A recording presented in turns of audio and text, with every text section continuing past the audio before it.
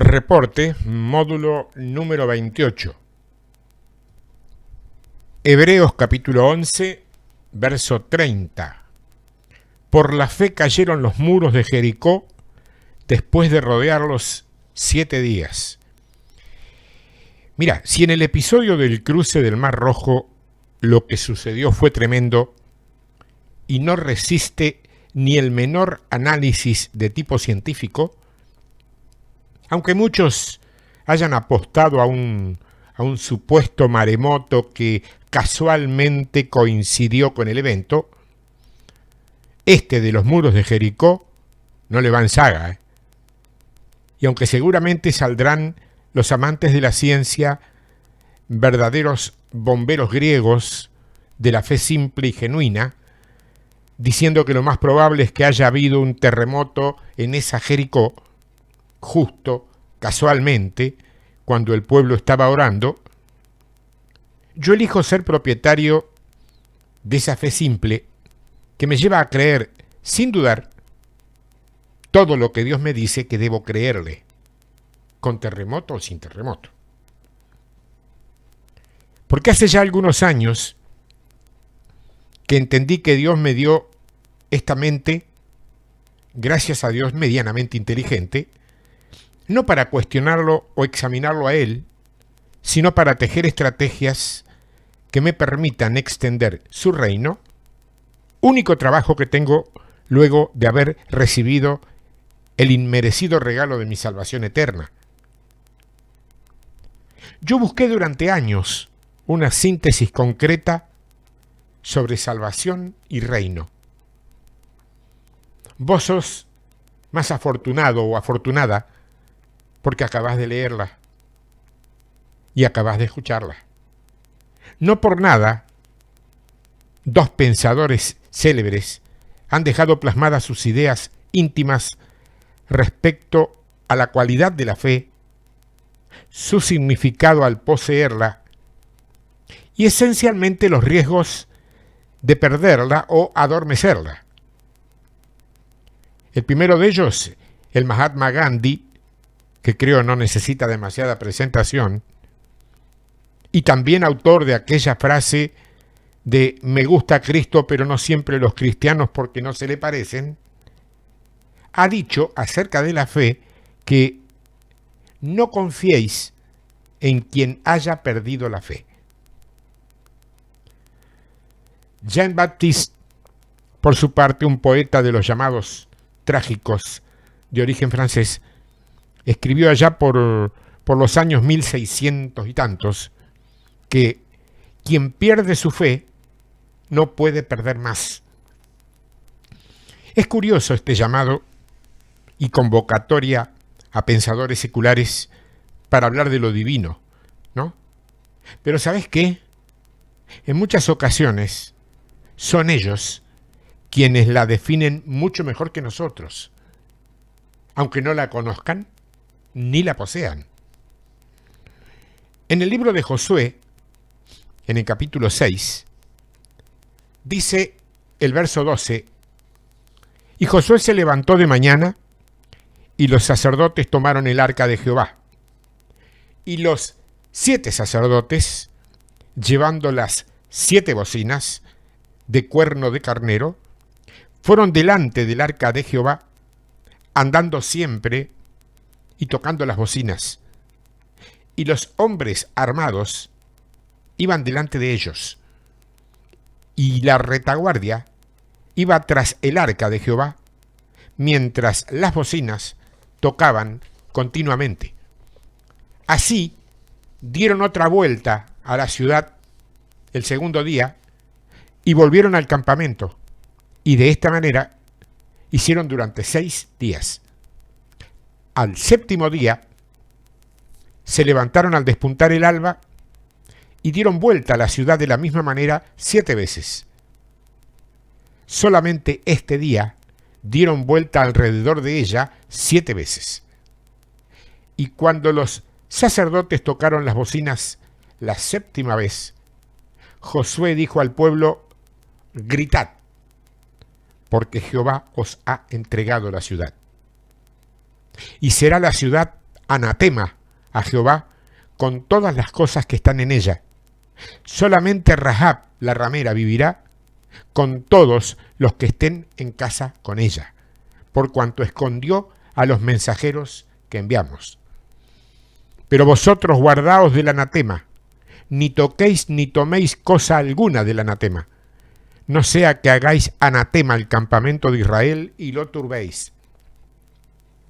Mas toda la plata y el oro, y los utensilios de bronce y de hierro, sean consagrados a Jehová, y entren en el tesoro de Jehová. Entonces el pueblo gritó, y los sacerdotes tocaron las bocinas, y aconteció que cuando el pueblo hubo oído el sonido de la bocina, gritó con gran vocerío, y el muro se derrumbó. El pueblo subió luego a la ciudad, cada uno derecho hacia adelante, y la tomaron, y destruyeron a filo de espada todo lo que en la ciudad había, hombres y mujeres, jóvenes y viejos, hasta los bueyes, las ovejas y los asnos. En el verso 31 del capítulo 11, que estamos estudiando de la carta a los Hebreos, dice: por la fe Rahab, la ramera, no pereció juntamente con los desobedientes, habiendo recibido a los espías en paz. Pues sabes que la fe de Rahab se apoyaba en los innumerables portentos y promesas de Dios al pueblo de Israel. Claro, hoy nosotros leemos esta historia y salimos a decir y a enseñar que el valor de Rahab la ramera es algo que hizo historia y marcó a fuego a todo un pueblo. Racistas y clasistas discriminadores, esos somos. Porque hacemos hincapié en la valentía de una mujer a la que, aseguramos, Dios usó en favor de la causa de sus hijos, pero callamos convenientemente la profesión que esa mujer tenía antes de pasar a la historia con ese hecho. Entonces estoy diciendo que de aquí en más deberíamos desagraviar la profesión de prostituta. En absoluto diría eso. La prostitución, pese a ser, como se evidencia, la profesión femenina más antigua de todas, sigue siendo pecado. Pecado de fornicación o de adulterio, lo que vos quieras, pero pecado. Lo que sí debemos rescatar, para que se entienda y se sepa de una vez por todas, es que cuando Dios necesita que alguien salga y ponga el cuerpo por él, no va a detenerse a buscar al hermanito aquel que va a la iglesita todos los domingos. Toma el que está más dispuesto. Y a veces el que está más dispuesto es el que no lo conoce. Y va a interesarle muy poco si alguien espiritualiza la fe o si la racionaliza. Publio Ciro, un poeta dramático romano, dijo con referencia a eso: racionalizar la fe. Quise hacerme dueño y no esclavo de ella, y así llegué a la esclavitud en vez de llegar a la libertad en Cristo. Y no es casual, ¿eh? Miguel de Unamuno añadió en una ocasión que la fe comienza donde termina el orgullo. Pregunto, ¿será por eso que hay tan poca fe en el mundo y también en el pueblo de Dios? En el libro de Josué, capítulo 2, verso 9, dice: sé que Jehová os ha dado esta tierra, porque el temor de vosotros ha caído sobre nosotros, y todos los moradores del país ya han desmayado por causa de vosotros, porque hemos oído que Jehová hizo secar las aguas del mar Rojo delante de vosotros cuando salisteis de Egipto, y lo que habéis hecho a los dos reyes de los amorreos que estaba al otro lado del Jordán, a Sehón y a Og, a los cuales habéis destruido. Oyendo esto, ha desmayado nuestro corazón, ni ha quedado más aliento en hombre alguno por causa de vosotros, porque Jehová vuestro Dios es Dios arriba de los cielos y abajo en la tierra. Os ruego pues ahora que me juréis por Jehová, que como he hecho misericordia con vosotros, así la haréis vosotros con la casa de mi padre, de lo cual me daréis una señal segura, y que salvaréis la vida de mi padre y a mi madre, a mis hermanos y hermanas, y a todo lo que es suyo, y que libraréis vuestras vidas, nuestras vidas, de la muerte. Ellos les respondieron: nuestra vida responderá por la vuestra, si no denunciaréis este asunto nuestro, y cuando Jehová nos haya dado la tierra, nosotros haremos contigo misericordia y verdad. Entonces ella los hizo descender con una cuerda por la ventana, porque su casa estaba en el muro de la ciudad y ella vivía en el muro. Libro de Josué, capítulo 6, verso 23. Y los espías entraron y sacaron a Rahab, a su padre, a su madre, a sus hermanos y a todo lo que era suyo, y también sacaron a toda su parentela y los pusieron fuera del campamento de Israel. Santiago capítulo 2, verso 25. Asimismo también Rahab la ramera no fue justificada por obras cuando recibió a los mensajeros y los envió por otro camino. Hebreos capítulo 11, sigo con el verso 32. ¿Y qué más digo? Porque el tiempo me faltaría contando de Gedeón, de Barak, de Sansón, de Jefté, de David, así como de Samuel y de los profetas, que por fe conquistaron reinos, hicieron justicia, alcanzaron promesas, taparon bocas de leones. Un detallado estudio que me resultaría imposible de desarrollar aquí respecto de las vidas de quienes aquí se mencionan, muestra el lugar sobresaliente de la fe en la experiencia y la conducta de estas personas. Las limitaciones personales se superaban con éxito cuando desviaban la vista de sí mismos y la dirigían hacia la magnificencia de Dios. Ahora bien, ¿vos qué crees? ¿Has caído en el legendario error de presuponer que aquellos hombres, por alguna razón genética que ignorás, podían desarrollar un mayor grado de fe que el que vos podrías desarrollar hoy? ¿De verdad te has creído eso? ¿Y basado en qué fundamento pensás eso? No existe. El hombre fue creado como fue creado, y la degeneración de la caída lo alcanzó como lo alcanzó, en su conjunto. No se trata de hombres mejores o peores, o de distintos tiempos. Se trata de tomarse en serio o no al Evangelio o a la relación con el Señor. Porque creer en alguna especie de Dios, muchísimos creen.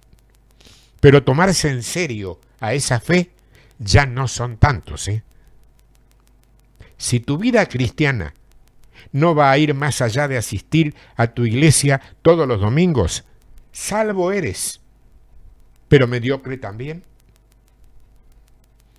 Gilbert Chesterton, un medianamente conocido escritor británico, escribió al respecto: nos hemos de liberar de la falsa idea de que la fe ya no tiene nada que decir a los hombres de hoy. ¿Anglicano? ¿Protestante? ¿Ateo? No lo sé, pero coincido totalmente. Porque hay algo que es una irrenunciable verdad. Los que cambian son los tiempos terrenales. Dios sigue siendo el mismo. Y por si lo habías olvidado, la fe es un don de Dios. Es que entonces la podemos pedir. Claro que la podemos pedir. Y Dios te la va a conceder. Lo único, reitero, que no puedo adelantarte es en qué clase de envase vendrá. Ya te lo dije eso.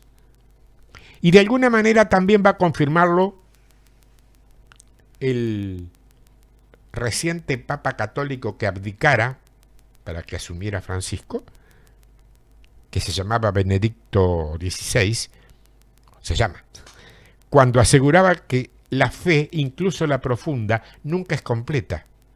Es un buen pensamiento. ¿Sabes por qué? Él aparentemente lo ignoraba, pero es porque Dios es profundo y jamás se completará en su revelación para con el hombre. En el segundo libro de Samuel, en el capítulo 7 y verso 11, hay una de las 4 escrituras que quiero compartir sobre esto.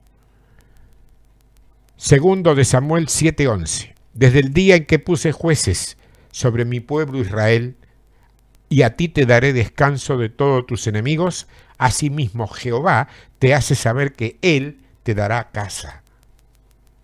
Libro de los Jueces, capítulo 14, verso 5. Y Sansón descendió con su padre y con su madre a Timnat. Y cuando llegaron a las viñas de Timnat, he aquí un león joven que venía rugiendo hacia él. Primer libro de Samuel, capítulo 17, verso 34. David respondió a Saúl: tu siervo era pastor de las ovejas de su padre, y cuando venía un león o un oso y tomaba algún cordero de la manada, salía yo tras él y lo hería y lo libraba de su boca, y así levantaba contra mí, yo le echaba mano de la quijada y lo hería y lo mataba. Libro de Daniel, capítulo 6, verso 22. Mi Dios envió su ángel, el cual cerró la boca de los leones para que no me hiciesen daño, porque ante él fui hallado inocente, y aún delante de ti, oh rey, yo no he hecho nada malo. Prosigo con Hebreos capítulo 11, verso 34. Apagaron fuegos impetuosos, evitaron filo de espada, sacaron fuerzas de debilidad, se hicieron fuertes en batallas, pusieron en fuga a ejércitos extranjeros. En el segundo libro de los Reyes, capítulo 20, verso 7, dice: y dijo Isaías: tomad masa de higos, y tomándola la pusieron sobre la llaga, y sanó. Libro de los Jueces, capítulo 15, verso 8, y los hirió cadera y muslo con gran mortandad, y descendió y habitó en la cueva de la peña de Etam. Verso 35 del capítulo 11 de Hebreos. Las mujeres recibieron sus muertos mediante resurrección, mas otros fueron atormentados, no aceptando el rescate, a fin de obtener mejor resurrección. Es muy poco lo que se puede añadir a estas expresiones, salvo en este caso específico y puntual, que se marca en el final de este verso. No aceptar un rescate de una muerte segura por simple fe en una mejor resurrección. Tremendo. Esto es lo que hace al Evangelio un algo impredecible que nadie puede analizar. Lo han intentado en muchas ocasiones, Gente que milita dentro de las iglesias, pero que todavía no tiene del todo las cosas en claro, y gente que no tiene militancia alguna, argumentando cierta imparcialidad en sus definiciones, cosa que todos sabemos de ninguna manera es posible. De ninguna manera. Él lo dijo con toda claridad: el que conmigo no recoge, desparrama. No hay grises ni rosas en el Evangelio de la cruz. ¿Es blanco o negro? ¿Es rojo o blanco? ¿Estás en la sombra o estás en la luz? ¿Es Dios o es Satanás? Y si lo dudas, mira qué pensamiento desglosó alguien que puedo asegurarte que ha sido hasta odiado en los ambientes cristianos. El filósofo y escritor francés, muy famoso por sus posturas existencialistas, llamado Jean-Paul Sartre. Nada menos. Él dijo: la cuestión de la fe me la planteo todos los días, sin cesar. He dicho no a Dios, si se me permite expresarme de esta manera brutal, pero la cuestión se replantea a cada instante. Estoy obsesionado, digámoslo claramente, obsesionado, si no por Dios, por el no Dios. Así es. Sí, así es. A mí, a la distancia y con el debido respeto cultural e intelectual, y de culto a la inteligencia, y cuando estoy realizando una especie de balance personal de mi propia calidad y cantidad de fe, solo me despierta una respuesta a este pensamiento célebre de Don Jean Paul. Pobre hombre. Pobre hombre. Nada que ver con Jean Rostand, un biólogo y escritor también francés, que pensó lo opuesto cuando dijo: la fe es el antiséptico del alma. En el primer libro de los Reyes, capítulo 17 y verso 22, dice: y Jehová oyó la voz de Elías, y el alma del niño volvió a él y revivió. En el libro de los Hechos, capítulo 22, verso 25, dice: como el sumo sacerdote también me es testigo, y todos los ancianos, de quienes también recibí cartas para los hermanos. Y fui a Damasco para traer presos a Jerusalén, también a los que estuviesen allí, para que fuesen castigados. Ese era Pablo. Sigo con el verso 36 del capítulo 11 de Hebreos. Otros experimentaron vituperios y azotes, y a más de esto, prisiones y cárceles. En el libro de Jeremías, capítulo 20, verso 2, y azotó Pasur al profeta Jeremías, y lo puso en el cepo que estaba en la puerta superior de Benjamín, la cual conducía a la casa de Jehová. Hebreos 11, verso 37. Fueron apedreados, aserrados, puestos a prueba, muertos a filo de espada, anduvieron de acá para allá cubiertos de pieles de ovejas y de cabras, pobres, angustiados, maltratados. En el primer libro de los Reyes, capítulo 21, verso 13, te estoy leyendo versículos que tienen relación directa con el verso central de Hebreos, sin explicar mucho más porque no es necesario.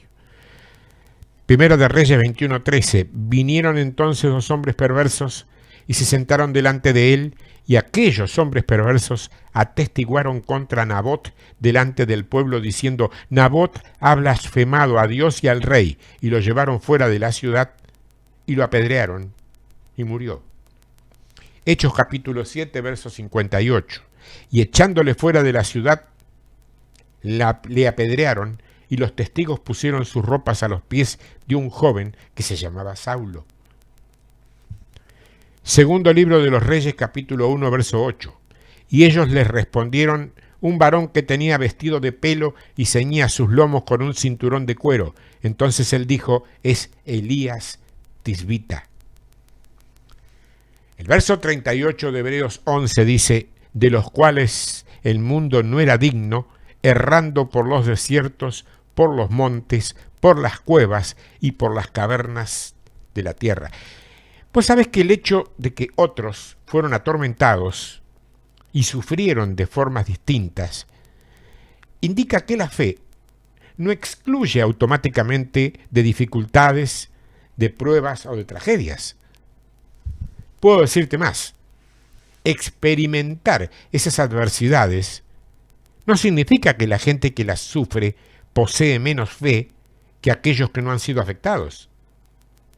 La misma fe que permite a algunos librarse de problemas ayuda a otros a soportarlos. La misma fe que salva a algunos de la muerte permite a otros enfrentarla victoriosamente. La fe no es un puente que se eleva sobre aguas turbulentas. Es un paso a través de las aguas.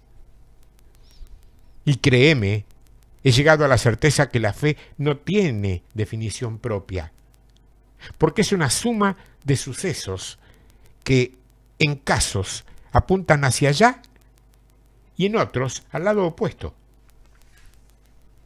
Para encontrar este paso y hallar el origen de cualquier dificultad, se necesita perseverar en la oración y en la alabanza. De esta forma se descubren los propósitos de Dios. Porque ya ha sido dicho, aunque bien valga la pena reiterarlo, todos hablamos del tremendo diluvio que se llevó a todos los impíos pecaminosos de la antigüedad. Pero no todos tenemos en cuenta que esa misma agua permitió flotar y navegar al arca que salvó a Noé. Y como el agua químicamente no desaparece, sino que se recicla y vuelve, esa agua que produjo esos dos sucesos, el diluvio y la salvación de Noé, es la misma agua que hoy podés ver en los mares.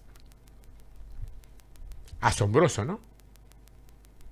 En el primer libro de los Reyes, capítulo 18, verso 4, dice: porque cuando Jezabel destruía a los profetas de Jehová, Abdías tomó a 100 profetas y los escondió de 50 en 50 en cuevas y los sustentó con pan y agua.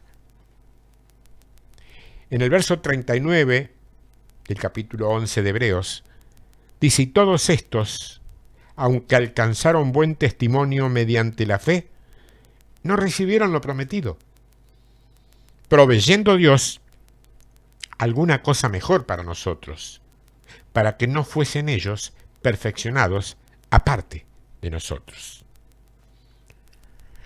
A pesar del buen testimonio que habían recibido debido a su fe, los santos del Antiguo Testamento no recibieron la promesa de las bendiciones del nuevo pacto traído por Cristo.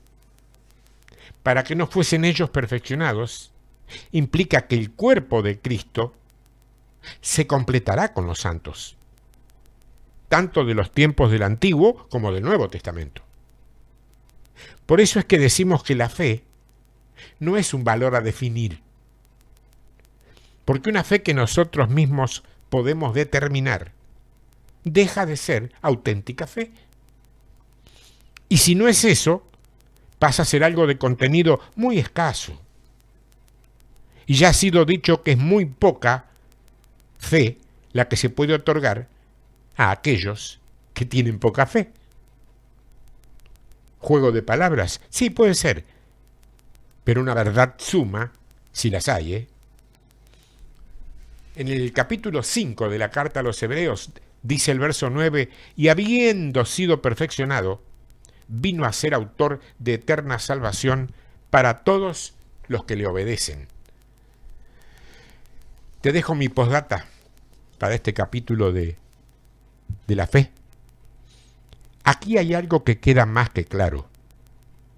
Jesús, el hombre nacido de María, en el cual encarnó el Espíritu de Dios, entiendo que fue el punto máximo de referencia de la fe. Sin embargo, aquí, en alusión a él, dice que fue perfeccionado. Lo que nos está dejando en evidencia de que no nació perfecto. Que ni siquiera ser propietario de tamaña calidad de fe lo hizo perfecto, sino que debió ser perfeccionado.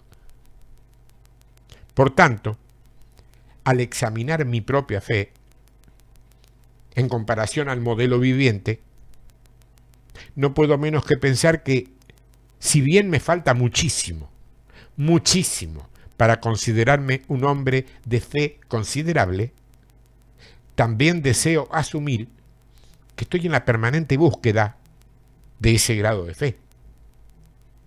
La pido y la acepto como viene. Hay tiempos donde Dios es glorificado en ella. Y hay otros tiempos en donde su misericordia y su paciencia alivian mis imperfecciones. Capítulo 14, título: no lo dudes, tengo una herencia. Vamos a ver, ¿qué cosa es una herencia? ¿O qué cosa es la herencia?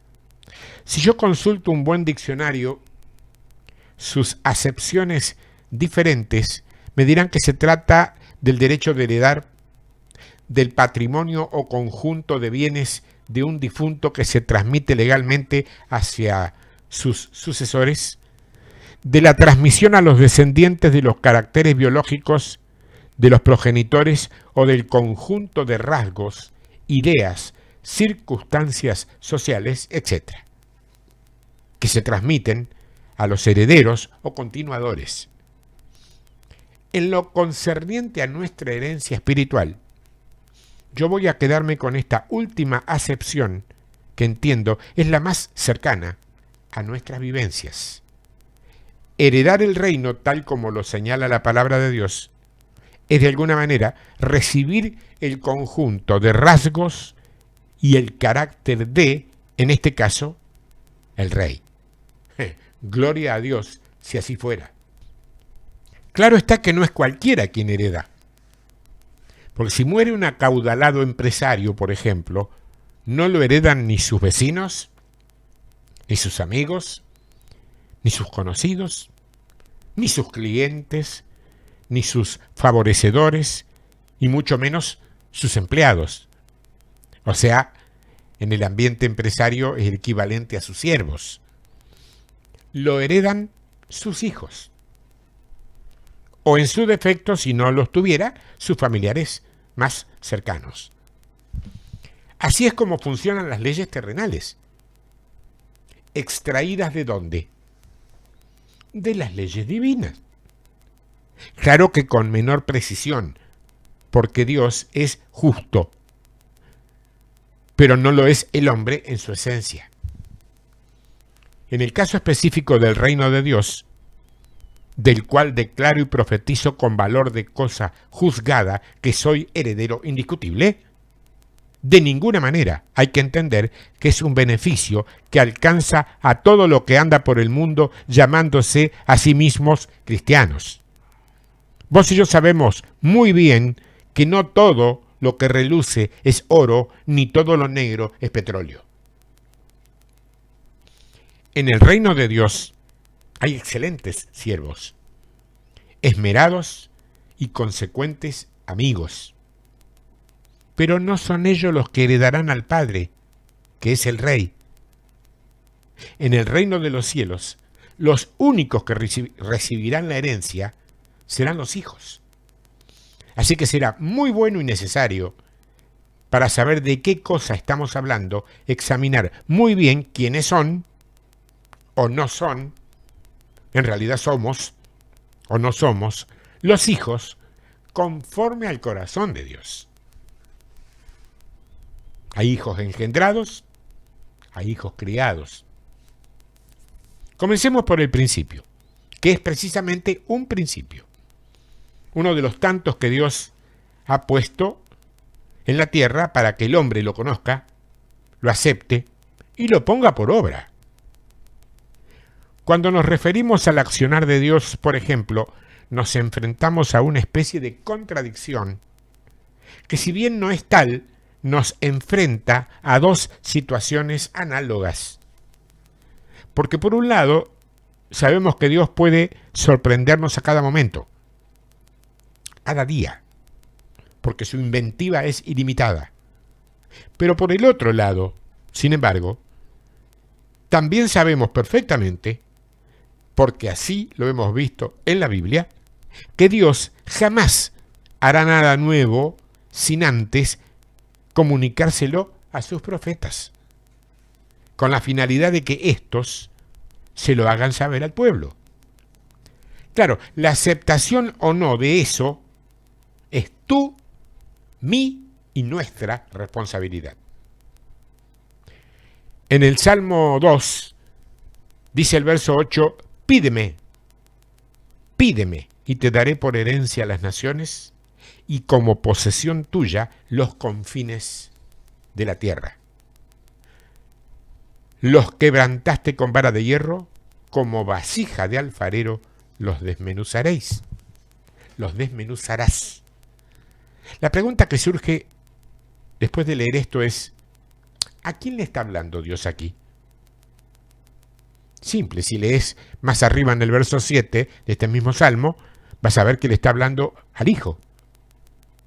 Allí dice, yo publicaré el decreto, Jehová me ha dicho, mi hijo eres tú, yo te engendré hoy. Entonces, al que ha engendrado Dios, al que reconoce como hijo, es al que le dice, pídeme y te daré por herencia a las naciones. No se lo dice al creyente global, o en general, al creyente masivo.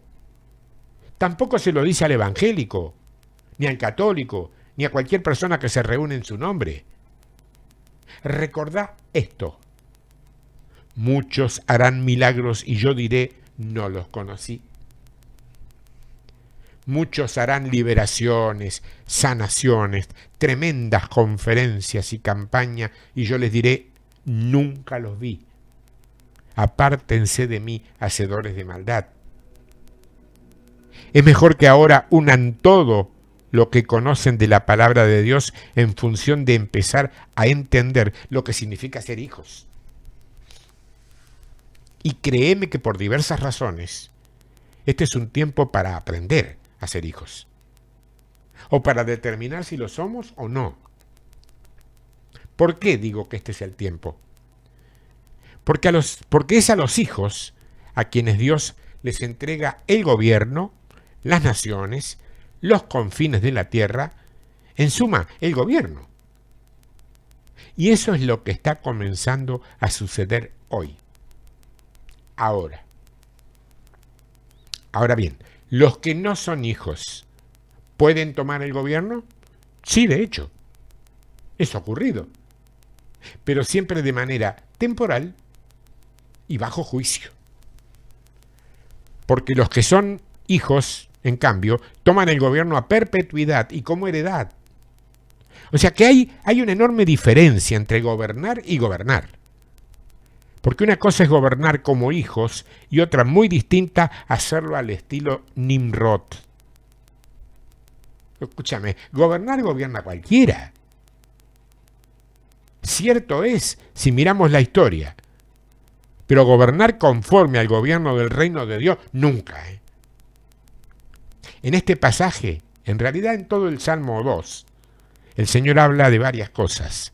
Y es evidente que hay una confrontación de poderes bien fuerte. Se puede ver eso en el verso. En el verso 2. Dice, se levantarán los reyes de la tierra y príncipes consultarán unidos contra Jehová y contra su ungido. Ahora bien, cuando habla de levantarse en contra de su ungido, no piensen que esta palabra se refiere únicamente a Jesucristo como el ungido, Se refiere a todos aquellos que son ungidos por Dios para marcar los tiempos. Y entendeme bien, vos, que me estás escuchando hoy y ahora, podés ser uno de ellos. Entonces el gran punto para examinar meticulosamente es ¿qué hace que un creyente se convierta en hijo? Ese es el tema central. ¿Será el simple hecho de haberle dicho, Señor, te acepto como mi Señor y Salvador personal? ¿Eso ya te convierte en un hijo de Dios? ¿De verdad estás creyendo o lo has estado creyendo que es así? En ese mismo pasaje, en el verso 7 que ya leímos, dice, yo te he engendrado hoy. El primer rasgo del Hijo es que Él es engendrado del Espíritu. Y esto es algo muy importante porque Babilonia, la mentalidad eclesiástica falsa y paralela, imitadora de la genuina, también engendra hijos. Pero son hijos que no son del Espíritu, son hijos de la ley. Por eso Pablo hablará de los hijos de la esclava y de los hijos de la libre. ¿Te acordás? Si ustedes consideran lo que le pasó o lo que pasó con Caín y Abel, si ustedes consideran el camino que han venido siguiendo los descendientes de Set, los hijos del Señor y los descendientes de la serpiente, Van a darse cuenta que no todos son hijos de Dios, tal vez por el simple hecho de conocer algo de Dios o de asistir a lugares donde se lo menciona. Eso no los hace, no los hace hijos, ni tampoco gente con capacidad de gobierno. Por eso yo siempre recomiendo, aunque me haga caer antipático, que nunca debes confiarte a ciegas de alguien que te dice que es creyente y que se congrega. Porque cualquier persona puede decir que es creyente y asistir a un lugar para congregarse. Y eso no significa absolutamente nada, ni te garantiza absolutamente nada. Sigue siendo vigente aquello de por sus frutos los conoceréis. La palabra dice que es el Espíritu el que da testimonio a nuestro espíritu. Así, determinando bien cuál es el espíritu con mayúscula, que es el primero que nombré, y cuál es el espíritu con E minúscula, que es el segundo. El Espíritu es el que da testimonio a nuestro espíritu de que somos hijos de Dios. O sea que hay algo mucho más profundo que simplemente la formalidad que determina dónde te congregás, quién es tu pastor y todo eso que generalmente la mayoría pregunta. He investigado algo y llegado a una conclusión. Cuando vos te presentás ante alguien y le decís que sos cristiano, y esa persona te pregunta a qué iglesia vas y cómo se llama tu pastor, y en realidad no lo hace porque le interese personalmente, lo hace para conseguir el respaldo oficial a la que puede ser su amistad con vos. Si le das alguna respuesta que no conviene al establishment, la amistad se trunca, porque la realidad nos indica que no es importante cuánto hace que vos conocés a Dios, sino cuánto tiempo hace que Él te conoce a vos. Entonces, el primer rasgo de los hijos de Dios es que ellos son engendrados del Espíritu Santo. Por esa razón, lo que debemos empezar a entender es cómo es que Dios engendra hijos. Mira, la mayoría de nosotros ha estado hablando y enseñando cómo sería la manera correcta de llevar la gente a Cristo. Hoy día hay un estilo muy particular, pero no necesariamente es del agrado del Señor. Hoy una persona hace por otra una oración de 2 o 3 minutos y ya está. Esa persona es considerada como un hijo de Dios. Sin embargo, en la mayoría de los casos, esa persona ni siquiera tiene idea de lo que ha pasado con ella o dentro de ella. Esa persona no tiene ni la más mínima comprensión de lo que es la cruz o de lo que es la vida en el Espíritu. Y sigue siendo una persona que hace su propia voluntad, que hace lo que quiere. Y a la larga esto se nota, porque se pueden ver claramente los desastres de una vida que no está rendida a Dios. Yo no he visto jamás un pasaje de la Biblia que me muestre a Jesús llevando a alguien a la salvación con una simple oración que la otra persona repite a veces sin entender nada. Incluso no hay un solo discípulo que haya llegado a ser discípulo habiendo hecho solamente eso. No hay un solo creyente registrado en la palabra que, por solo haber hecho una oración, haya pasado por este proceso. Entonces, claro, ahí viene a donde me preguntás, pero hermano, entonces usted está negando la oración de fe. No, no la niego. No la niego. Es más, creo que es importante como manifestación y pesa.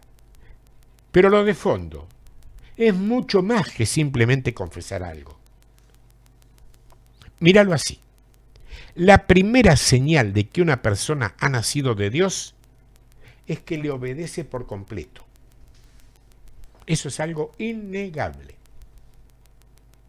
Entonces, esa persona que hace una oración de fe, pero un par de semanas después sigue concurriendo a prostíbulos, bebiendo alcohol como si nada, déjame que ponga en duda si verdaderamente ha nacido de Dios.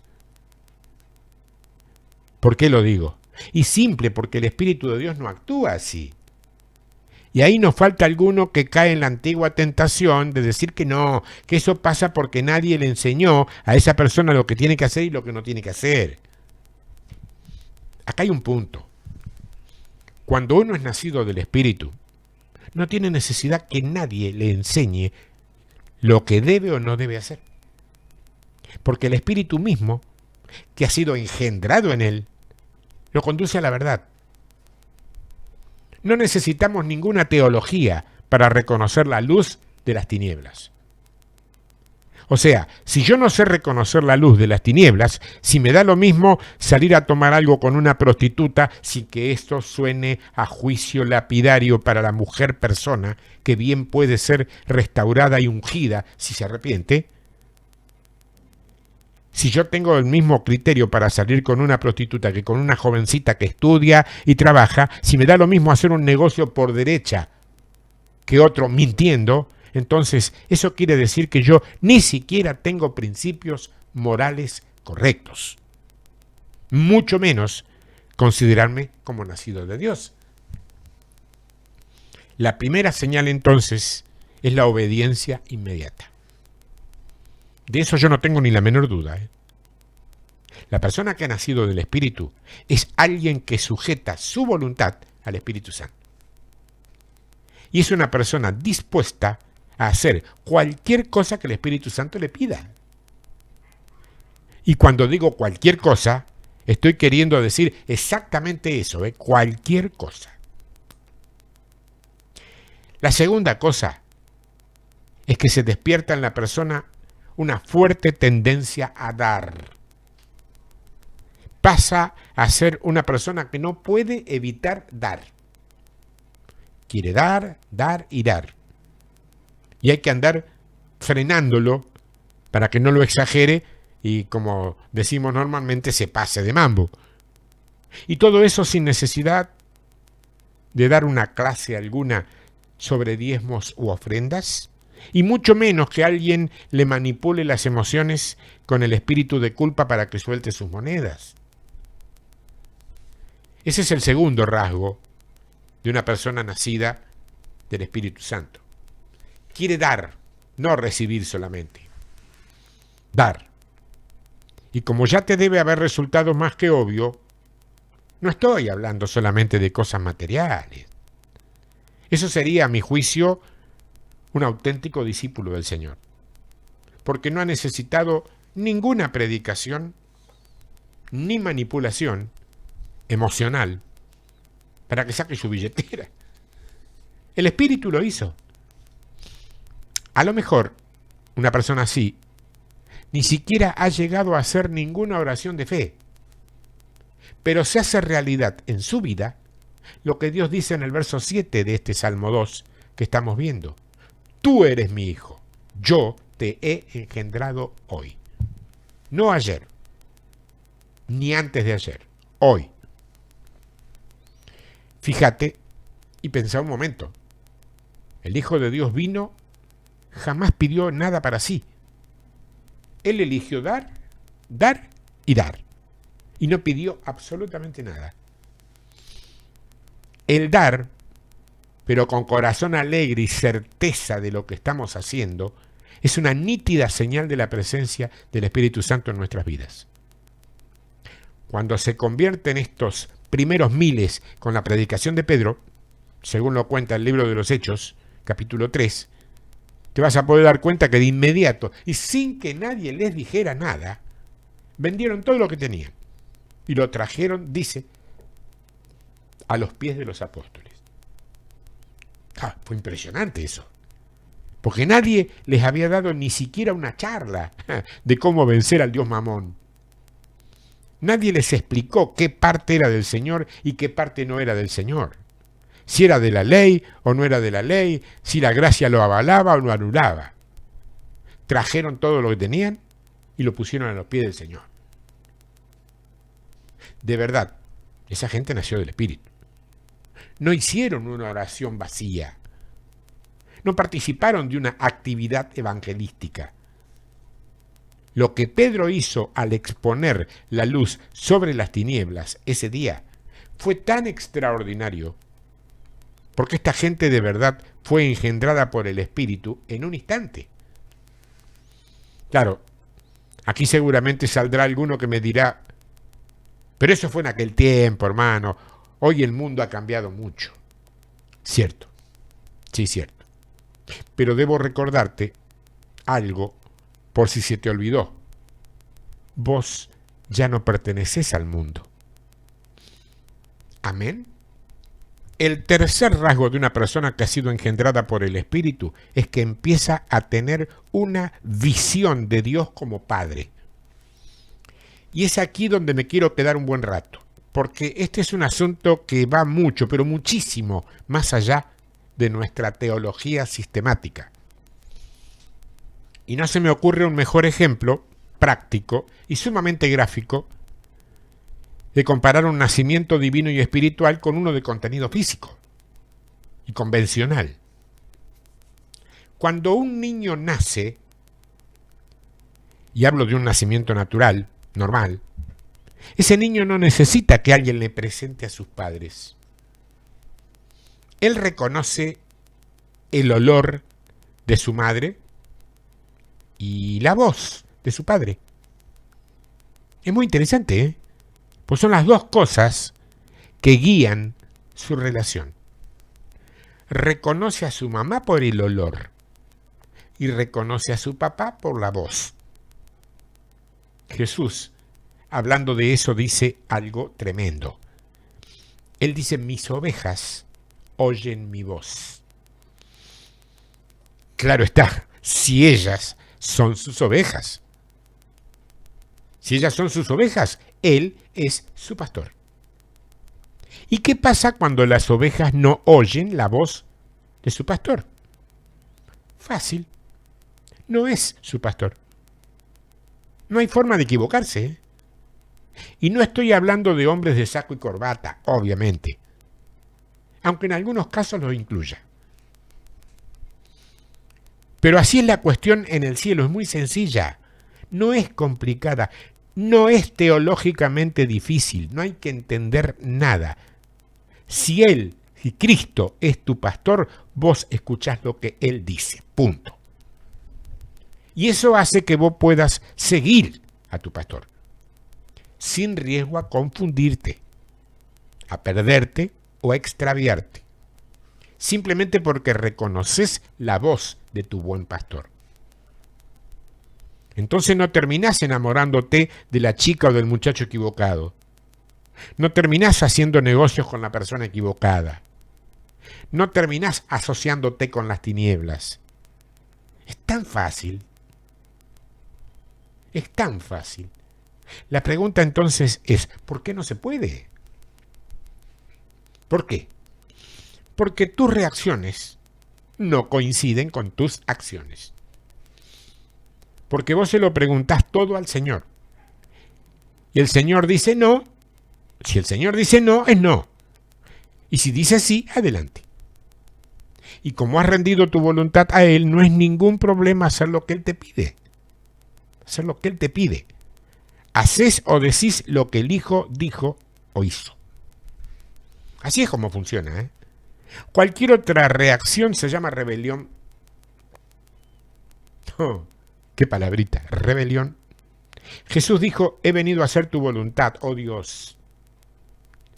Entonces la vida de ese recién nacido, no voy a decir de recién convertido, recién nacido, es extremadamente efectiva, es preciosa y va de victoria en victoria, y su salvación va manifestándose como la luz de la mañana, cada vez de menos a más. Hasta aquí se está entendiendo, ¿no? Ahora quiero leer algunos versículos de Romanos capítulo 8. ¿Sabe que el capítulo 8 de Romanos está escrito de manera especial para los hijos? No leo cada pasaje que menciono de paso porque doy por sobreentendido que ustedes los conocen.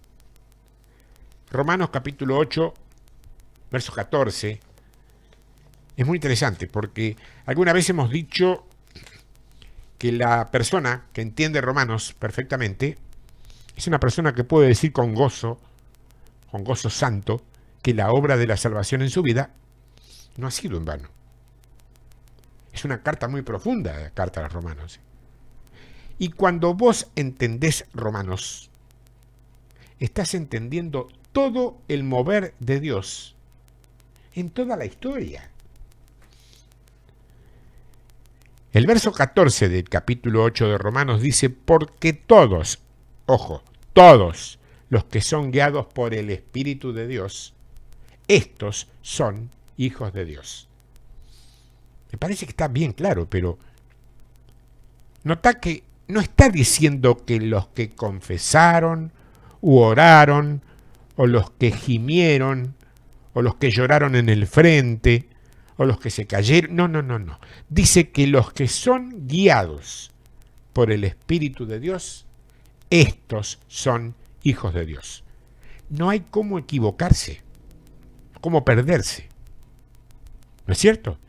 Y si es así, indudablemente, como lo estás viendo, pregunto, ¿por qué será que todavía existen sectores supuestamente cristianos en los que prácticamente no se habla del Espíritu Santo? Y muchísimo menos de algo llamado revelación. El verso 16, Romanos 8, dice, el Espíritu mismo, ojo con mayúscula inicial, habla del Espíritu Santo. El Espíritu mismo da testimonio a nuestro espíritu, ahí es con minúscula, porque acá habla de nuestro espíritu humano. El Espíritu mismo, Santo, da testimonio a nuestro espíritu humano de que somos hijos de Dios. Escúchame, esto no pasa por la mente. Esto es de espíritu a espíritu. El primer espíritu con mayúscula, el segundo con minúscula. Así como lo lees, así como lo escuchás. El primer espíritu está con mayúscula y el segundo con minúscula. Habla del Espíritu Santo y del espíritu del hombre. ¿Cómo sabés que vos sos hijo de Dios? ¿Cómo sabés? Porque mi espíritu da testimonio de eso. Simplemente sé quién soy. ¡Wow! Entonces sale uno que te diga, claro, qué gracia. ¿Y cómo lo puedo comprobar? Esa es la gracia del Evangelio. Ni vos, ni ningún nacido de mujer puede comprobar nada. O crees o no crees. O vas para arriba o vas para abajo. O recoges o desparramas.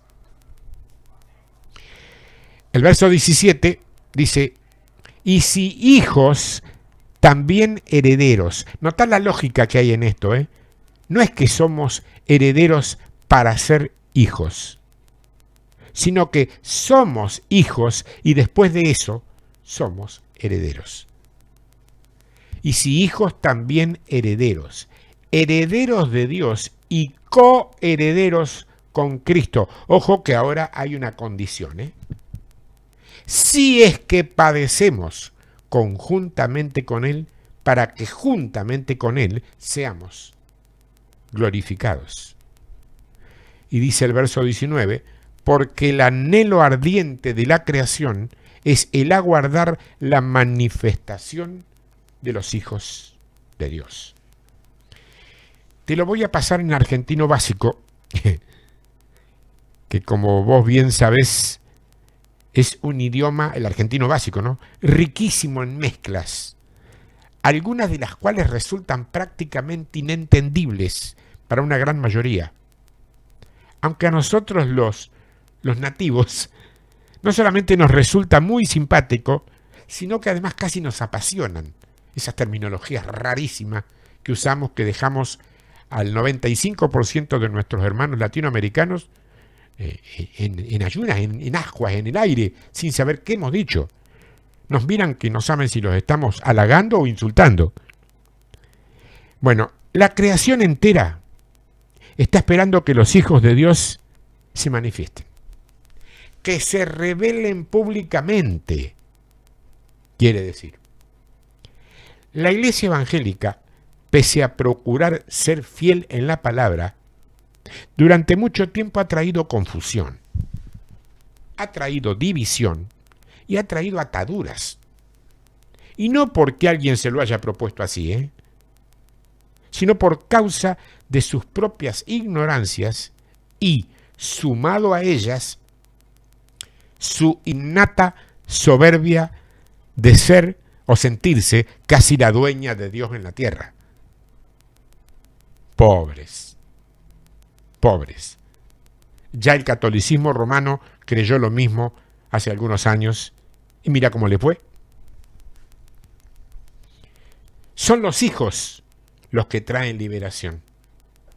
Somos los hijos los que traemos liberación. Amén. ¿Estás conmigo? ¿Sí? Porque no existe una religión buena, Así que la religión, en cualquiera de sus formas, así sea con formas evangélicas, es aborrecida por Dios. Porque lo que la creación espera no es gente religiosa, sino la manifestación de los hijos de Dios. ¿Dice o no dice la Biblia que se espera eso? Pregunta necesaria y anexa. ¿Cómo se manifiestan los auténticos hijos de Dios? No hay una manera específica, pero si querés una expresión básica, a mi juicio elemental, ser luz como portadores de un nuevo estilo